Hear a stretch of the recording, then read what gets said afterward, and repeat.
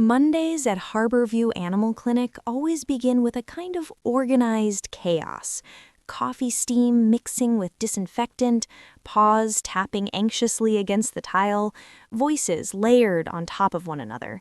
To most people, it smells like stress. To me, it smells like purpose. I'm Tessa, 28, and I can tell from a single meow whether a cat is being dramatic or genuinely distressed. It's a strange talent, but at the clinic, it's useful. The morning rush hits with full force as I push open the glass door. The tiny brass bell sounds its cheerful chime, signaling my arrival. Before I even hang up my jacket, I hear my coworker, Marley, call from an exam room. "Your queen has arrived." She means Duchess, a striped tabby who carries herself as if every surface belongs to her by divine right. Her owner calls her sweet, but the only sweetness I've ever seen is the sugar packet I once used to distract her long enough to give her a shot. I tie my sage green smock, wash my hands, and step into the rhythm I know by heart. The waiting room is its usual mosaic of nerves. A trembling pug shakes like he's vibrating through another dimension. I gently touch his owner's wrist and whisper, "It's okay. He'll settle if you breathe slower." She tries, and after a moment, the pug's trembling eases into a low quiver. Progress. A rabbit named Turbo attempts invisibility by pressing himself flat against the carrier wall, which only makes him look more terrified. I crouch down and smile softly. "Nice try, pal. I can still see you." His ears twitch like he's offended by my accuracy. Inside the exam room, Marley hands me a syringe without ceremony. It's our own language, silent teamwork. I cradle Duchess's head. Her fur is warm and regal, her posture a portrait of disdain. "Almost done, Your Grace," I murmur. My thumb finds the spot on her neck that makes her melt just enough for the injection to go smoothly. Magic, her owner calls it. I call it patience. Our team is small. Marley, 2 vet techs named Jonah and Priya, and our receptionist, Mrs. Alvarez, whose voice can calm even the angriest pet parent. We handle x-rays, nail trims, blood work, and the emotional weight that comes with people who love their animals fiercely.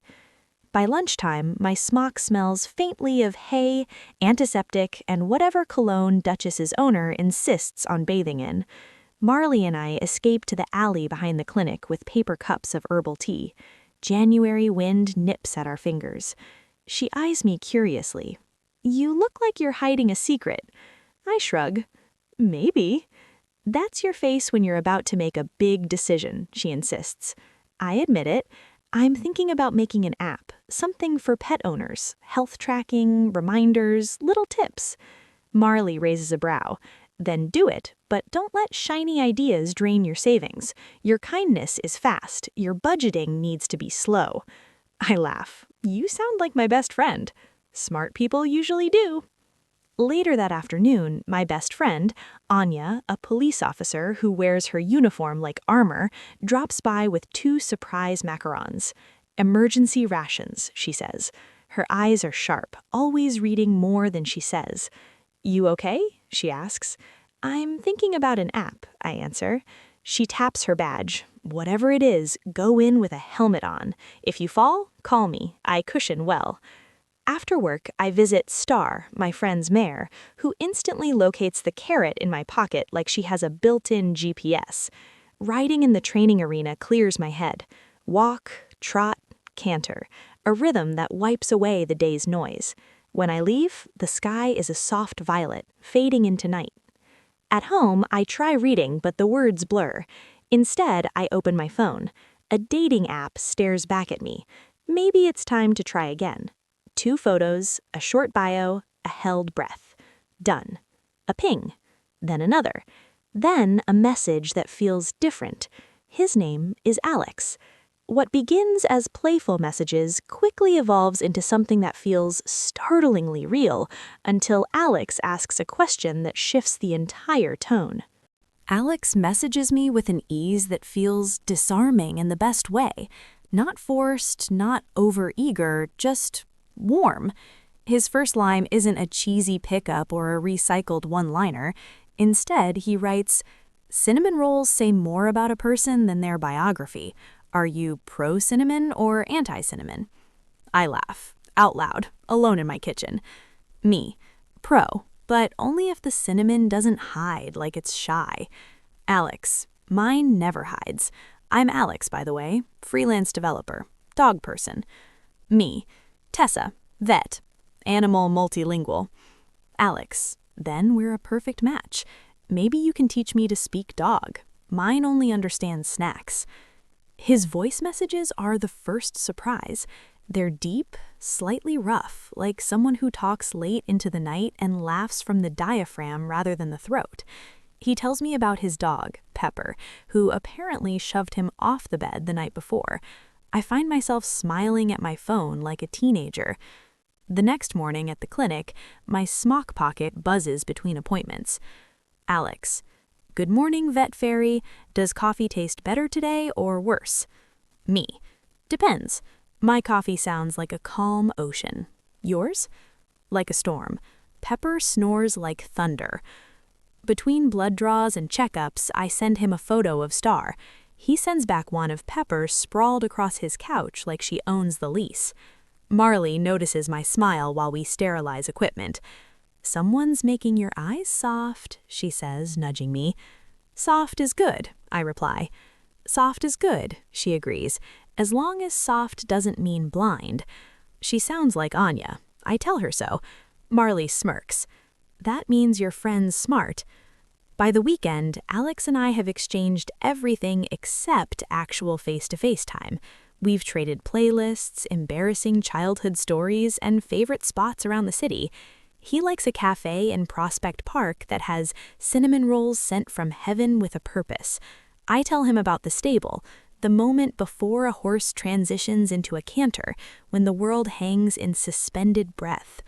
"What does a canter feel like?" he asks. Without thinking, I say, "Like a sentence that finally makes sense." There's a pause, then his voice message comes through. Soft, low. I want more sentences like that. Sunday arrives too fast. I choose Central Park for our first meeting because I like being surrounded by people when I'm nervous. I get there early, of course, and buy a lemonade to keep my hands busy. The ducks on the pond look like they're negotiating workplace hours. My brave blouse is a pale blue that makes me feel grounded. Then I see him. Dark hair, easy stride, sunglasses dangling from one hand. Alex looks like someone who's learned not to rush life. When he smiles, something inside me exhales. "Tessa? Alex?" We laugh at how ridiculous and real it all feels. We walk through the park, letting the conversation find its own pace. His presence is surprisingly gentle. He listens the way people rarely do, leaning in, eyes steady, as if he's trying to store every detail for later. We reach a cafe.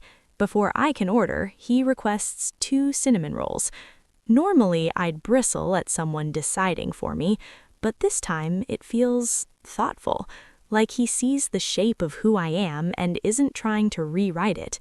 He tells me about freelancing, small budgets, big freedom. I tell him about Duchess, the diva cat, and the pug who trembles at the sight of nail clippers. When we part, he hugs me longer than first date etiquette approves. It feels like being held, not claimed. "Can I call you tomorrow?" he asks. "Not text, I want to hear you." I nod. Something clicks open inside me. Quiet, hopeful. But with each phone call and shared moment, something else begins to surface. Small inconsistencies that whisper louder than his excuses. Alex calls the next day and the next. Evening becomes our quiet ritual. I sit on my balcony wrapped in a blanket, tea steaming in my hands while he talks about Pepper, coding, and the way he always ends up fixing his own coffee maker because it has trust issues. He laughs easily, warmly. He has a way of saying my name that feels like he's smoothing out the syllables. I catch myself looking forward to his voice more than the actual conversations. One night he says, "Pepper only listens when I smile at her." Dogs know emotional blackmail, I joke. Then she's a master criminal, he replies, laughing. I tell him about Star, about how horses read your heart before your face. When he asks if someone can learn to canter if they've never ridden before, I tell him, anyone can learn the rhythm if someone steady holds the reins. There's a small silence, a charged one, before he says softly, then maybe I'll learn with you. I tuck that away like a warm stone. But small shadows soon begin to creep in. It starts with messages at odd times, long gaps followed by bursts of attention. It's chaos over here. Clients paying late, really late, he says one evening while we sit by the Hudson. Freelancing is like juggling knives, beautiful from afar, painful up close.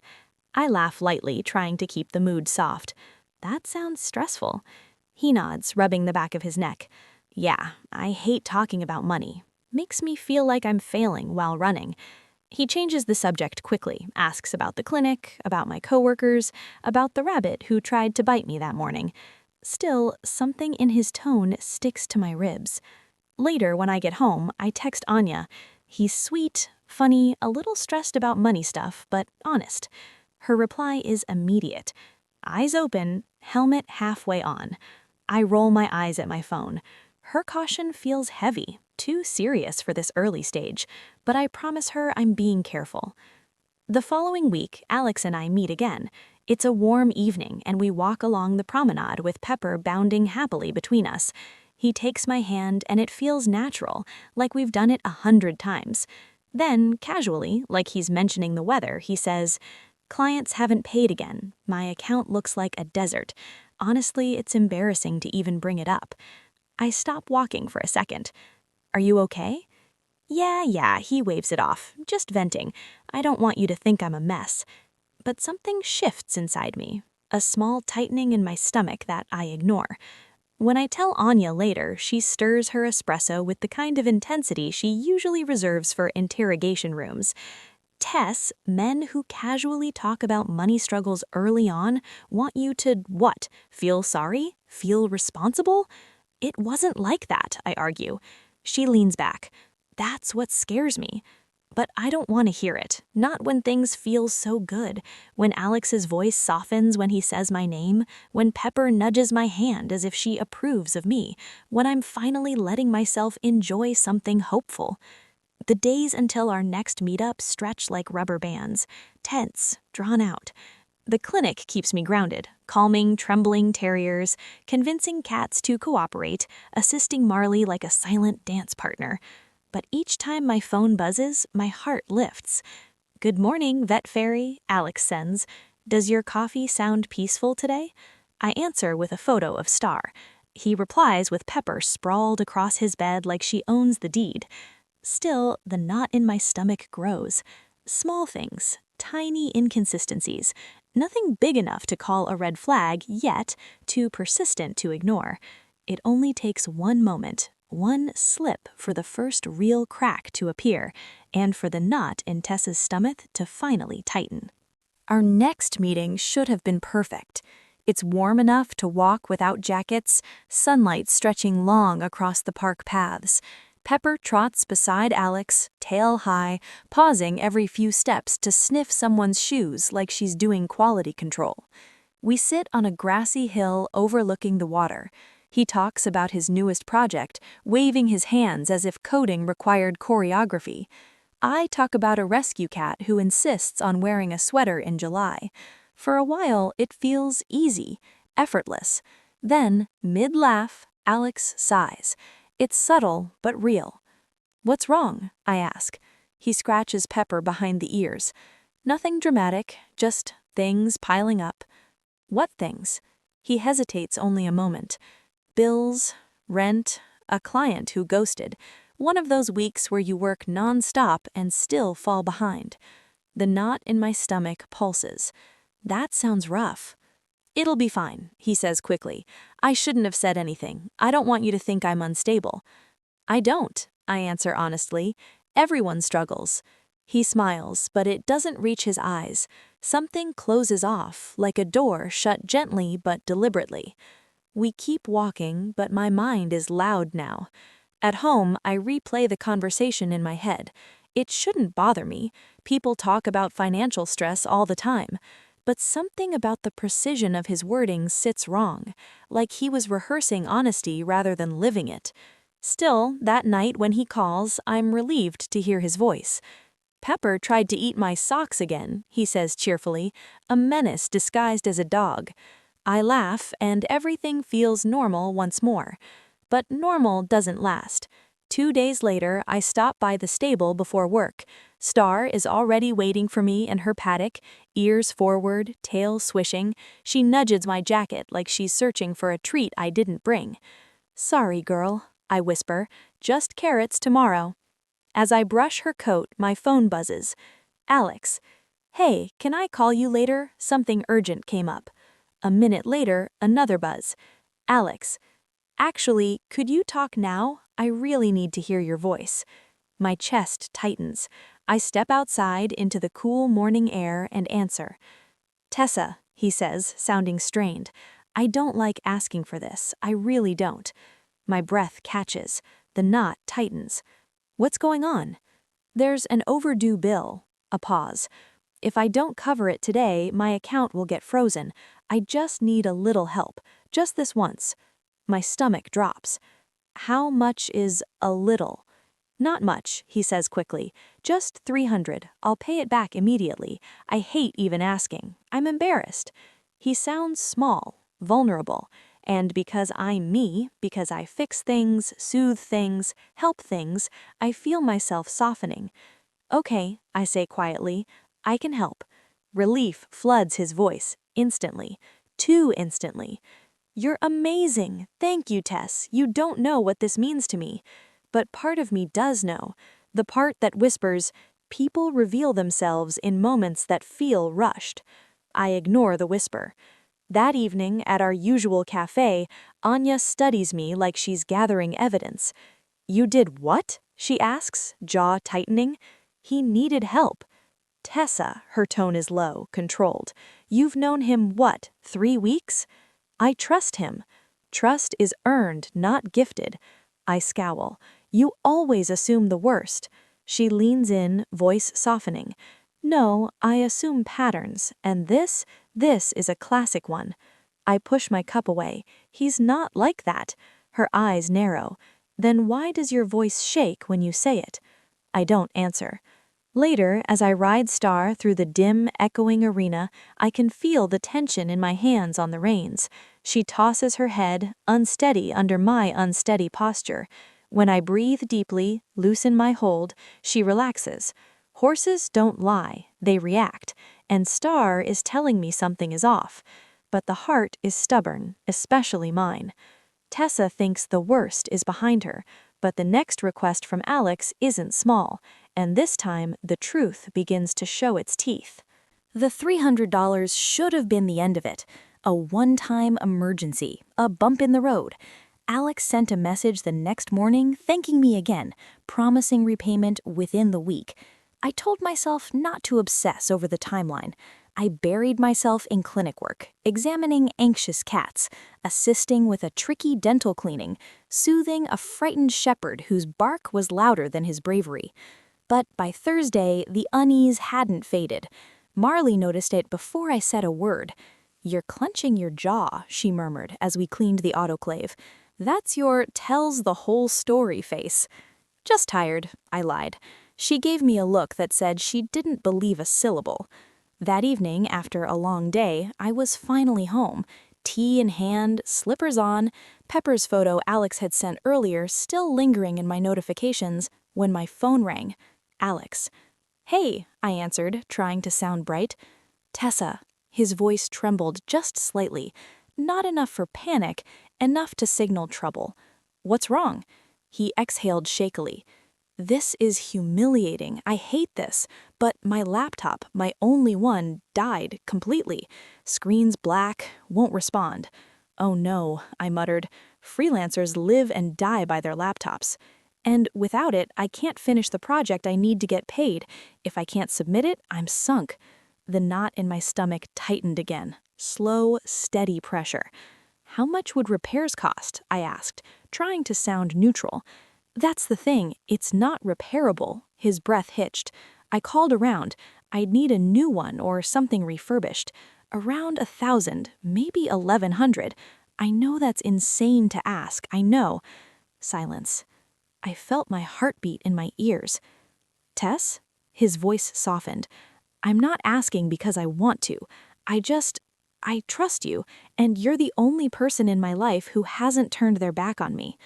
Emotion twisted inside me. Sympathy, fear, responsibility, and love that might not even be real.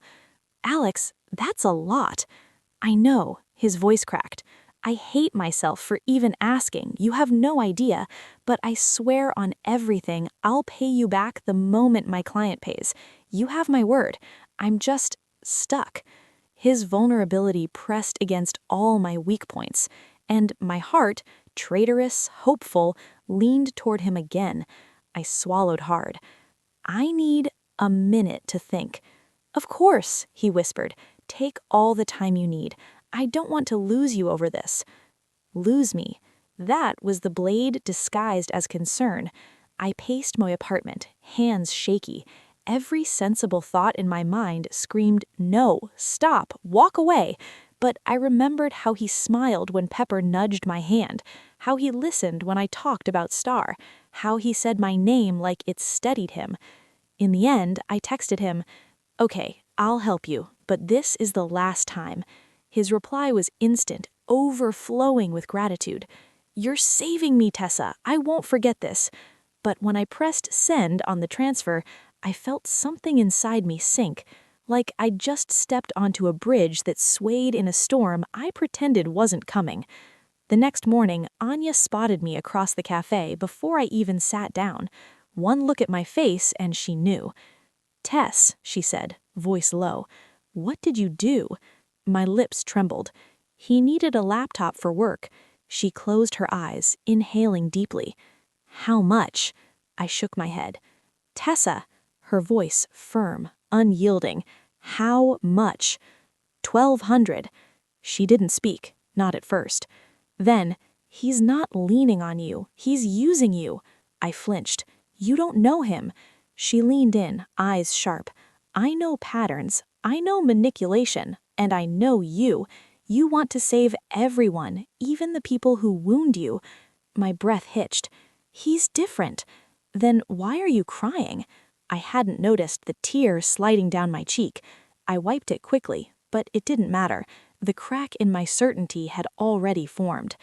Tessa thinks she's hit the limit, but Alex hasn't, not even close, and soon the first undeniable lie will shatter everything she thought she knew. I kept telling myself the $1,200 would be the last, the final push he needed, the lifeline before everything settled.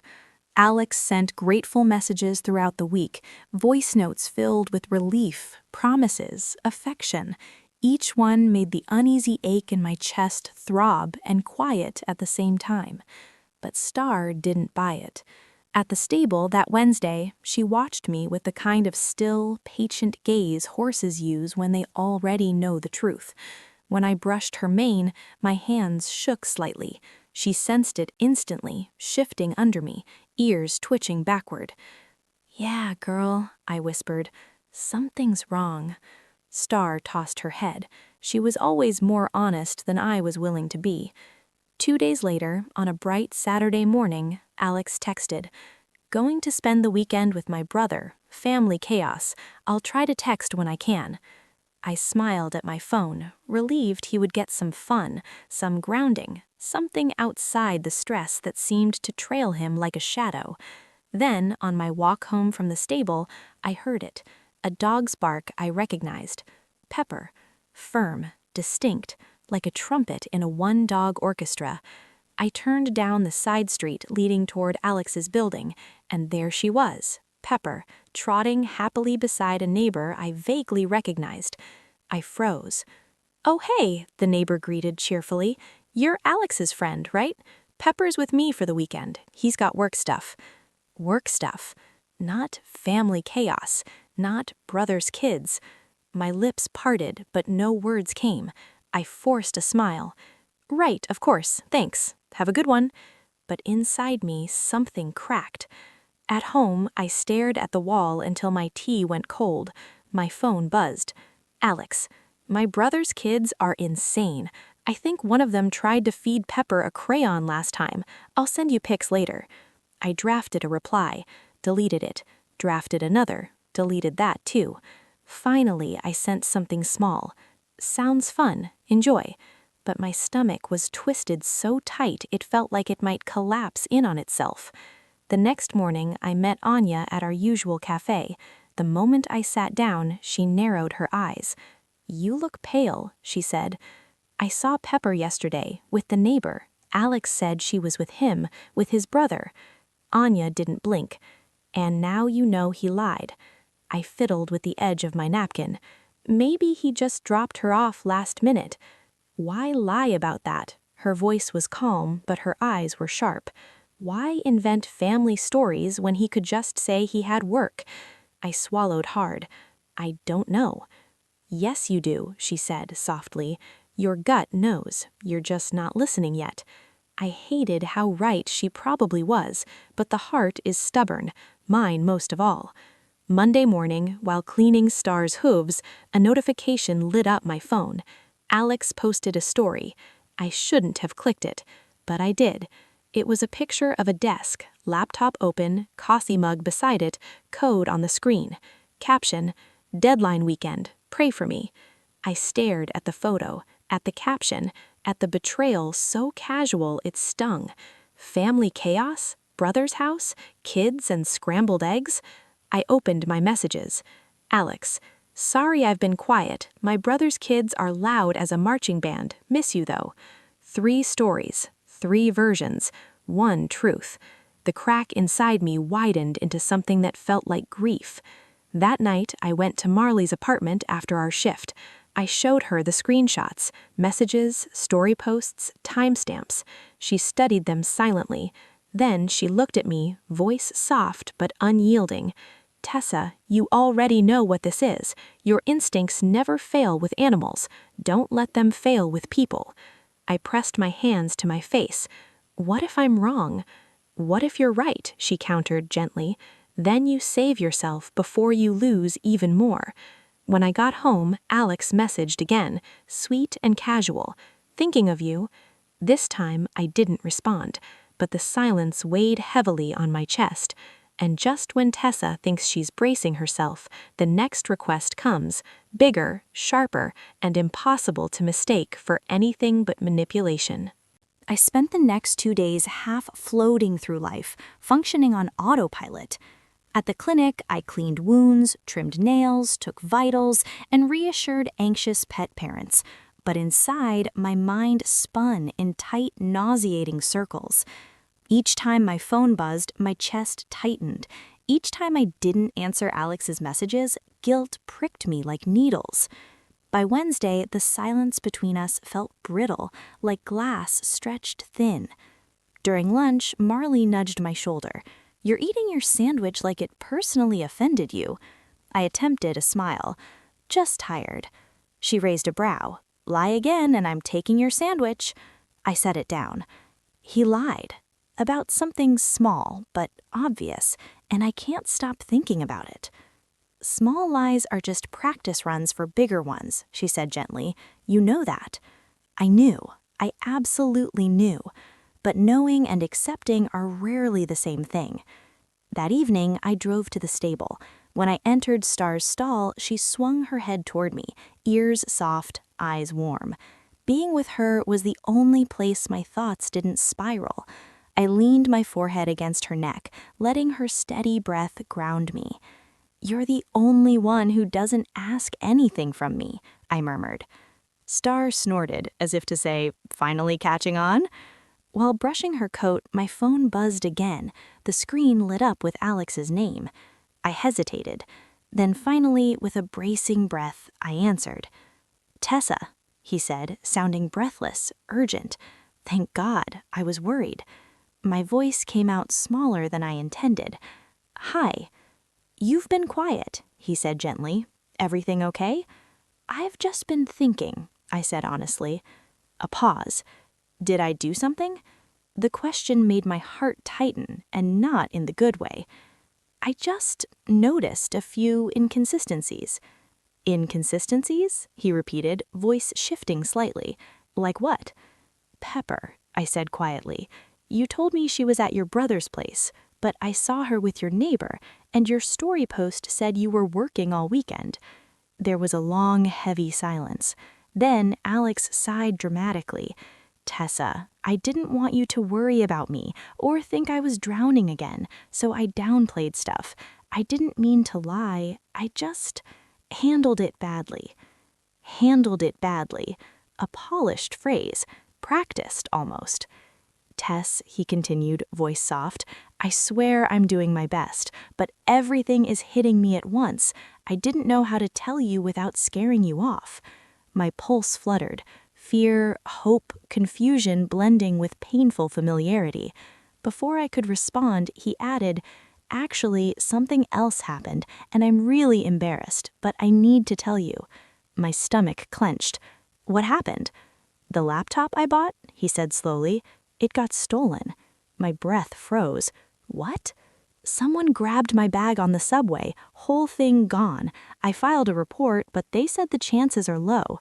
Everything, computer, hard drives, even my notebook. A sick heaviness filled my chest. Alex, oh my God. Yeah, he said, voice strained.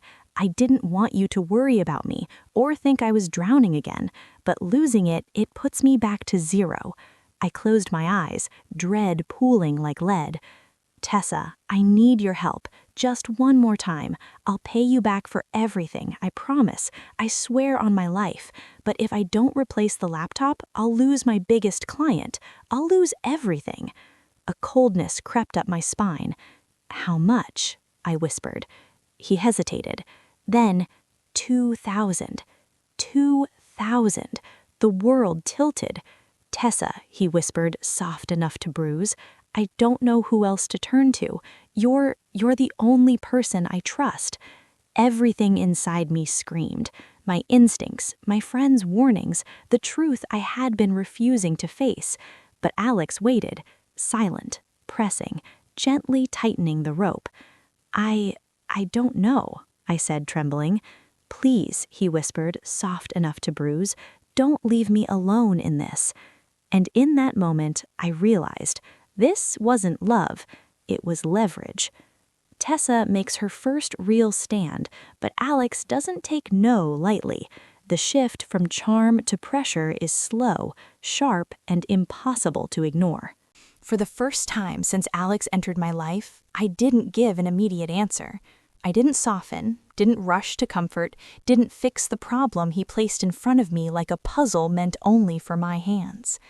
I can't, I said finally, my voice unsteady but firm. On the other end of the line, silence stretched long and thin, too thin. What do you mean you can't? He asked quietly. I mean exactly that. My throat tightened, but I pushed forward. I can't give you $2,000. I've already helped you twice. I can't keep doing this. His breath hitched, a sharp inhale. Not hurt, but offended. Tessa, you know I'll pay you back. Why are you acting like I'm some stranger? Because, I whispered, right now you feel like one. Another silence, this one colder. Tess, baby, come on, he said, dropping his voice into that soft, coaxing tone he used when he wanted something. You're overthinking. I'm just asking for help. Real couples support each other.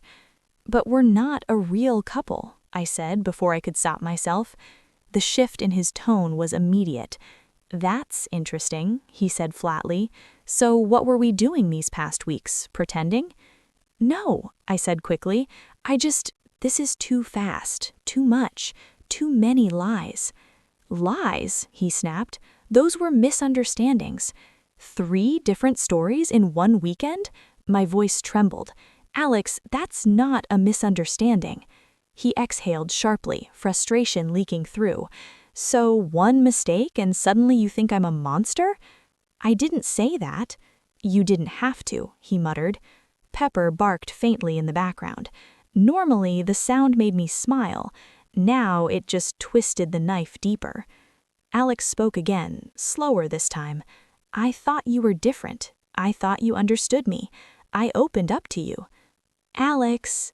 No, he interrupted. Save it. Everyone tells me the same thing. You're too much, Alex. Your problems are too big, Alex.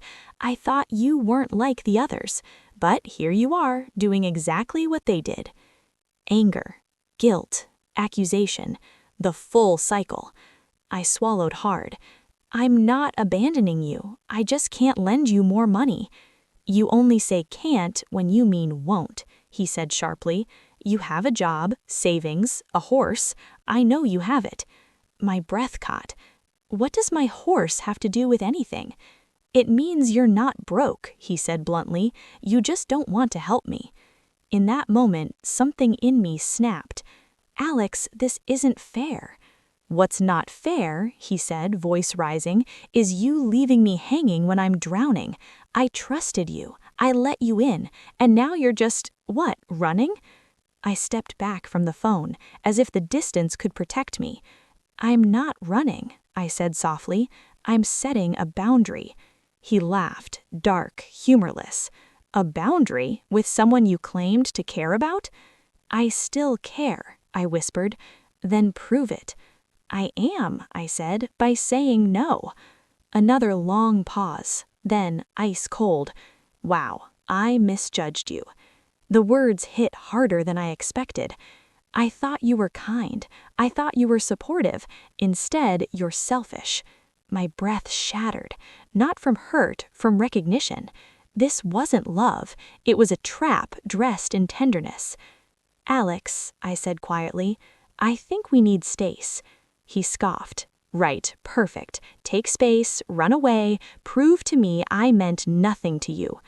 That's not what I said. It's what you're doing, he snapped. But fine, have your space. Don't worry, I won't ask you for anything ever again. He hung up. The silence that followed was suffocating. But beneath it, something else stirred. Relief. A painful, trembling relief. The next day, at the clinic, I dropped an entire box of syringes. My hands wouldn't stop shaking. Priya helped me clean them up without asking a single question, just offering quiet presence. During lunch, Marley slid a cup of chamomile tea toward me. You're doing the right thing, she said gently. Sometimes the right thing hurts like hell. I nodded, blinking back tears. As I drove to the stable after work, my chest ached, but my breath felt a fraction freer.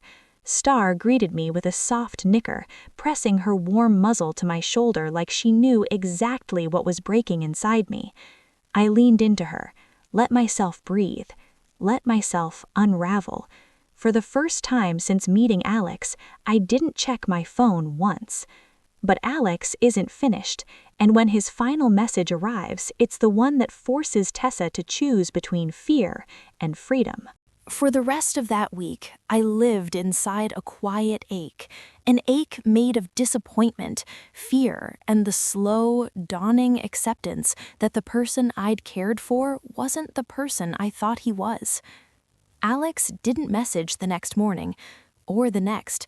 His silence felt heavy, but also clarifying, like standing in a room that had finally stopped spinning.